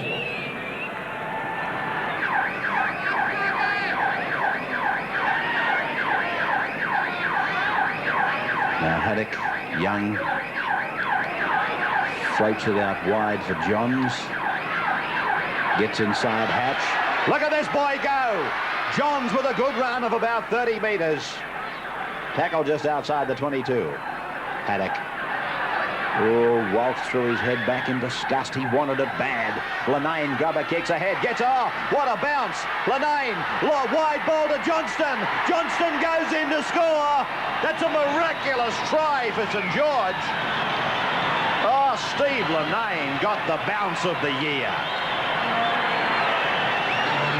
Steve Lenane got a bounce back off the Cronulla player. Have a look at it. There it is. Poor old Gavin Miller. And Lenane said, thank you very much. Gavin gave it to Brian Johnston. And when he's on fire, he's really flying, Brian Johnston. No tries in 35 minutes, then 2 in 5 minutes. It was a very fortuitous bounce for Lenane. We'll see it coming off the number 10, Gavin Miller. Now, what had happened here, Watson, the Cronulla winger, had come in to try to tidy up in the centre of the field. So when the ball was thrown long back out to Johnson, there was no one there. Yes, exactly. Let's take another look at it. And the predicament that young Watson was in, he went to try and help somebody else. He went to help his next-door neighbour. As it turned out, he's left his own backyard without security. And Brian Johnston flies in to score for the Saints. He's a player with a lot of experience, Brian Johnston. That's why the rep selectors, they don't have to look very far when they're looking for a handy man around the place to fill a gap. 6 points to 4, and Mike O'Connor from the touchline. Will take 6-4. Lets it go, and just wide. So it's pretty tight, isn't it, on this particular Monday night? 6-4 the Saints. And the siren sounding, indicating the end of the first 40 minutes. Absorbing first half. I found it that way. With Cronulla enduring tremendous periods of time under defence, snatching an unexpected lead, and then St George getting a try near half-time. 108 tackles by the Saints, 131 by Cronulla. That's the highest count we've had for a team in a long time.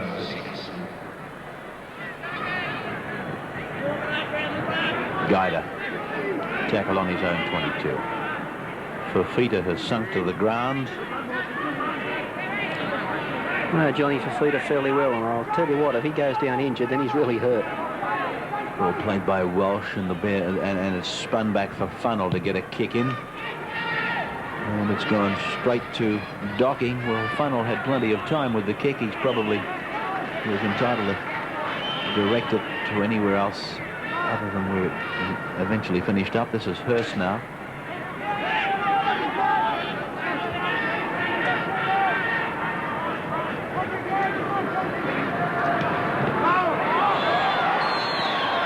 Shelby. Brad Perry is the man on the receiving end of that tackle from Welsh as the ball is spread, and it goes through Lenane, Johns, and then to Burgess. Burgess inside the 20-metre point. The second tackle on this set of 6. Haddock away now to Guida.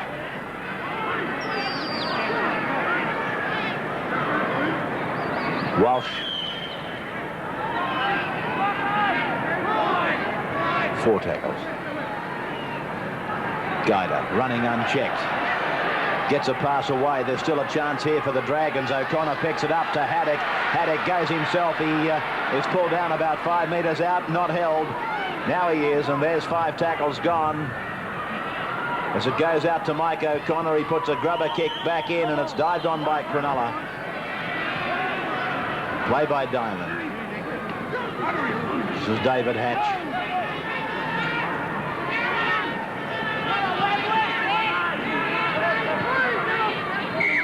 Play just inside the 22, and referee Cooley calling Young out for something he did in the tackle.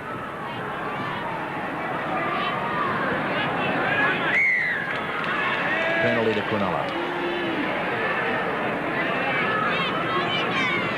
Let's have a look at this. Diamond went from dummy half. There's Young, the front-on tackler.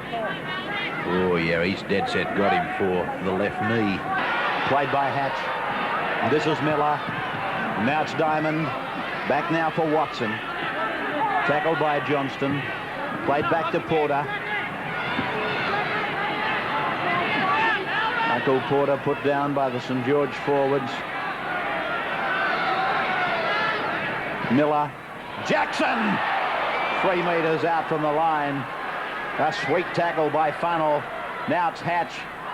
Picked up on the third bounce by Gustard, but I think he's lost it. He has. Guida's got it.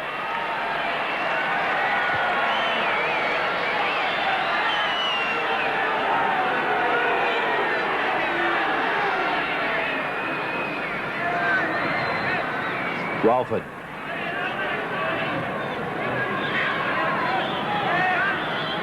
Young.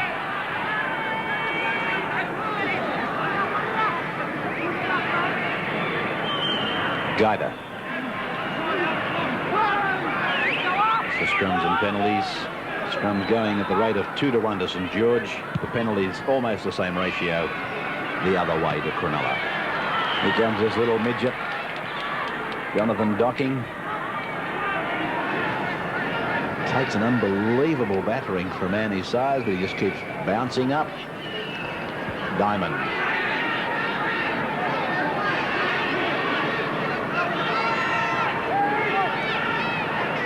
Hurst.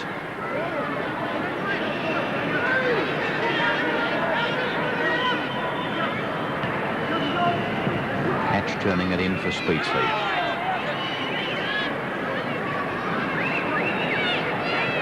Miller. Good step by Miller, then he promotes it on the inside for Docking. If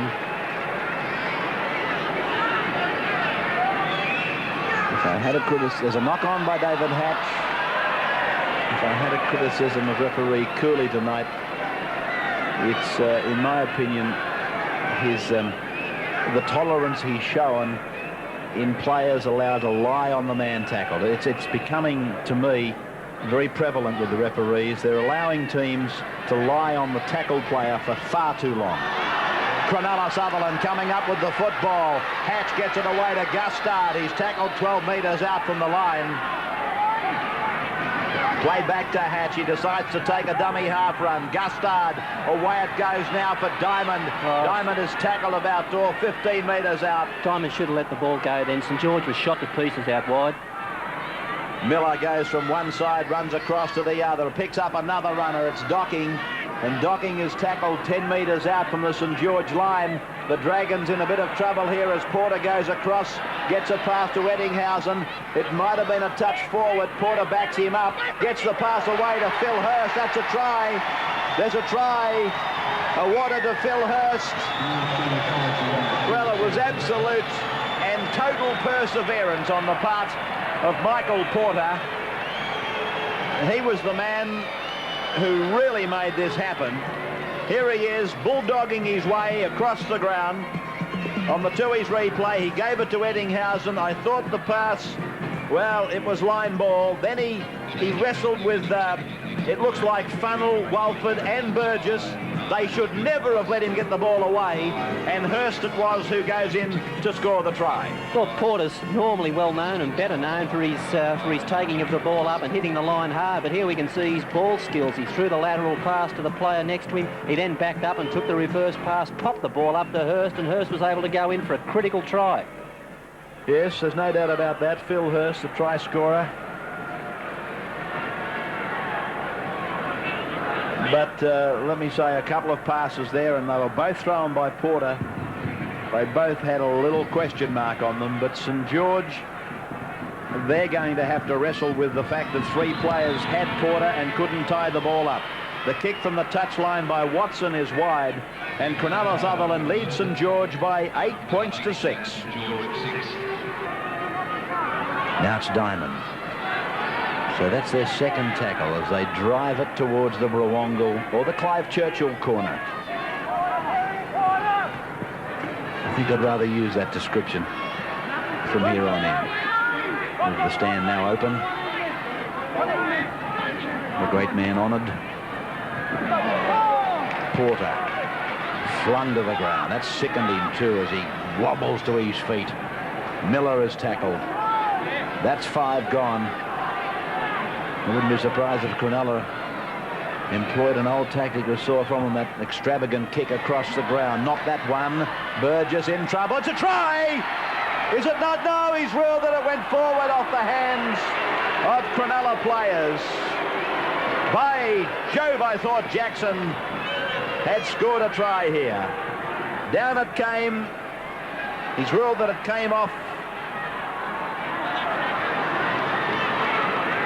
Have a look at it again. Yes, he's ruled that it came forward off the Cronulla players. Scrum 1 against the feed. What an important one as St George stretched the ball. Johns gallops outside the 22 line. Oh dear, I think he should have had a look, Chris Johns. He had 2 players running into an open space. The ball's gone quickly back now to Billy Noak. Noak is tackled about 2 metres into Cronulla's area. Played back to Chris Guida. Guida makes about 4 metres. Noak is injured for St George. So too is Steve Linane. It's Craig Young who hits it up now. He loses the ball. Cronulla Sutherland's advantage. Docking comes back with it. Outside the 40. Floats the ball to McGaw. Forward pass. The thrills of rugby league. One moment St George fans are on their feet, and the next moment Cronulla Sutherland's fans doing the same. No question the pass was forward from Docking to McGaw. Little push in the face from Funnell. It's gone now from Walsh to Young. Young stands, picks up Slippery Morris. Morris is tackled, held there by David Hatch.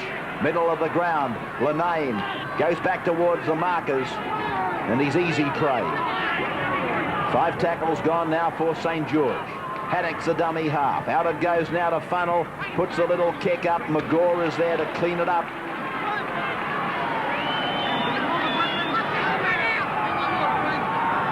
This is Porter. It's the head down and the eyes glaring at his opponents. His teeth are gritted. And he hits it up. As I said earlier, he's a mean-looking critter. This is Hurst. There he is. Miller. Now it's Glenn Mortimer, the 4th of the brothers. Through Gustard to Speechley to McGaw. Ettinghausen's on his left. There goes Ettinghausen around Steve Morris. Inside pass for Docking. He's down. He'll get up again. The little rubber ball. He's over. Little Jonathan Docking. He's in to score for Cronulla Sutherland. That is the ball game. And probably a really great chance for St George to make the 86 semis has been blown apart by their young brother Cronulla Sutherland. McGaw and Ettinghausen, they've been 2 of the young stars, it seems, for a long time. And then another of the young stars, Docking, came along and capped off some fine work. Well, it's been out wide that Cronulla have been able to open St George up tonight. Here it was Chris Johns. He never really went with his man. He cover defended rather than go up straight. That gave McGaw the opportunity to run wide, picked up Eddinghausen. I thought the St George player there would have been better to hold back the one coming in cover defence rather than go for an intercept just to sit on Docking. He didn't, and that caused Cronulla to score. Well, what a marvellous little player he is, Jonathan Docking. I know he's one of Jack Gibson's favourite sons, or favourite players, I probably should say. As Watson takes the conversion attempt, it's successful, and Cronulla Sutherland leads St George 14 points to 6. Miller. Straight down to Burgess.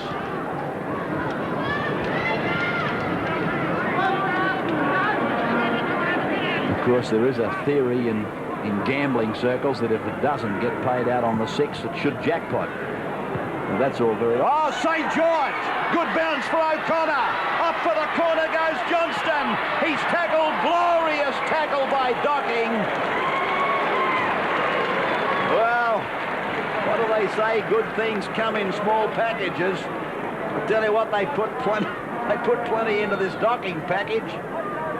A great bounce came up for Mike O'Connor. Brian Johnston put the ears back and let go. But look at this little fellow. Bingo. Brian Johnston. Tackled by number 24. Who did you say he was, Graham? Malcolm Wheeler. Thank you, Graham. I think I've got Graham. I've caught him heading for the dressing room for the man of the match award. And here's Chris Johns splitting into an opening.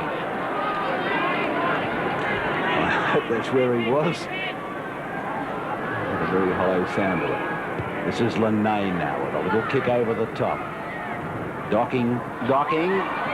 Well, if he's made one mistake, he's entitled to it, and he's made it right there, and the siren goes right smack bang behind it. Well, what an exciting match. It mightn't have come straight out of the Rugby League manual, but gee, it was a good match, wasn't it? There's the scoreboard.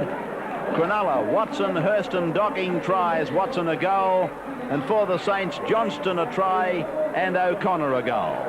Well, let's have a look now at the premiership table as it stands after this loss by St George tonight. Parramatta and Manly both on 30, Canterbury 29, Souths on 27, and then that big 5-point gap to Penrith and Balmain 22, Norths and St George 20, Easts on 18, Cronulla 17, Canberra on 16, and then it's West 15, Illawarra 14. Next weekend, the Magpies play the Saints, Cronulla versus Balmain, East take on Parramatta. That's at the stadium, East using that particular ground for their home ground. Norths and Canberra, Illawarra have the bye. On Sunday, the NEC big game, Penrith fighting for their survival in the top 5. They take on Manly. And on Monday night, it's the opening underlights of Belmore Sports Ground. The new lighting there will be switched on, and Canterbury will play Souths. Certainly another great week of Rugby League. In fact, a great week for the Australians in sport. I hope you've enjoyed the program, and Winfield, of course, have taken a lot of pride in presenting it for you. I'm Ray Warren. I'll see you next week.